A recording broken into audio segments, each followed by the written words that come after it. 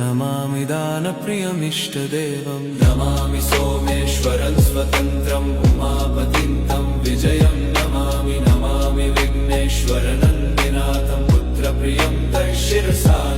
नमामि देवं भवदुःखशोकविनाशनं चन्द्रधरं नमामि नमामि गङ्गाधरमीशमीड्यमुमाधदं देववरं नमामि नमाम्यजादिशपुरन्दरादिसुरासुरैरचितपादपद्मं नमामि देवी मुखवादनान इक्षार्थमक्षित्रितयं यैष पञ्चामृतैर्गन्धसुधूपदीपैर्विचित्रपुष्पैर्विधैश्च मन्त्रैः